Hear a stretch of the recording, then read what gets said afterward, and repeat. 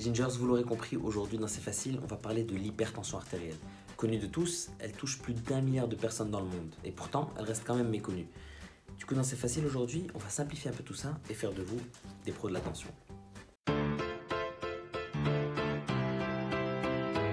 La tension artérielle, c'est tout simplement la pression qui règne dans tes artères. Ton cœur est un muscle que tu peux imaginer comme une pompe, qui se contracte et se relâche de manière automatique, et dont le but est d'éjecter du sang vers tous les organes de ton organisme.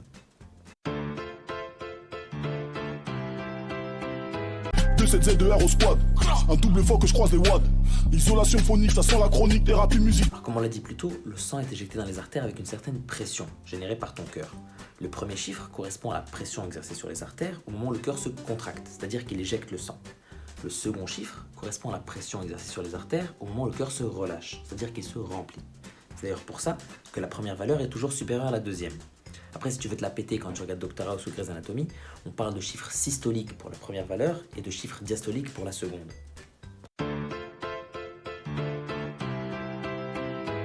Eh ben non, ta tension varie naturellement au cours de la journée, c'est normal. Par exemple, elle est plus basse pendant ton sommeil. Elle varie aussi avec les émotions. Si le gars du McDo oublie ta sauce barbecue au moment où tu as commandé des nuggets, et moins que tu fasses 18 de tension. Et c'est normal. Le problème se pose quand ta tension reste élevée constamment. Là, ça pose problème.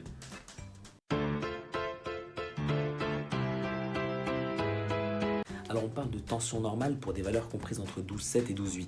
Après si par hasard un jour tu fais un 13,8 de tension parce que le Barça s'est pris 3-0, c'est normal.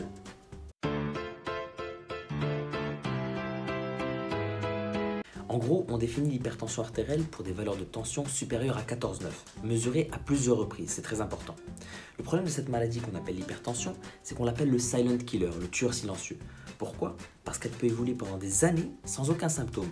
Du coup, tu as des personnes à l'heure actuelle qui peuvent être hypertendues sans même s'en rendre compte. Alors pas de panique, hein. Ça peut paraître con, mais il suffit de la mesurer. Clairement pas avec cet appareil, mais soit chez ton médecin traitant une fois de temps en temps, soit avec ce qu'on appelle un appareil d'automesure, comme celui-ci, que tu peux avoir à la maison.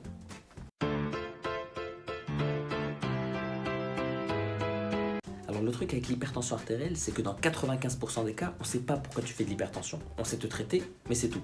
Dans les 5% restants, tu as ce qu'on appelle l'hérédité. Si ton grand-père et ton père ont fait de l'hypertension, il y a moyen que tu en fasses aussi.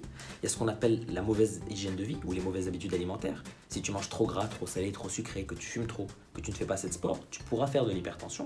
Et il y a aussi un truc qui reste, mais qui n'est pas anodin, c'est la réglisse. Oui, la réglisse que tu manges, que tu bois, ça peut provoquer de l'hypertension.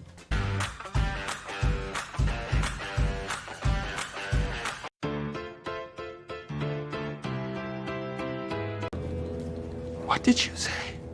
Alors l'ail est connu pour beaucoup de choses, apparemment ça repousse les vampires, etc. Mais l'ail dans les oreilles, les gars, ça fait pas baisser la tension. Par contre, il y a une étude récente qui est sortie qui a montré que des comprimés à base d'extrait d'ail pouvaient faire baisser la tension artérielle.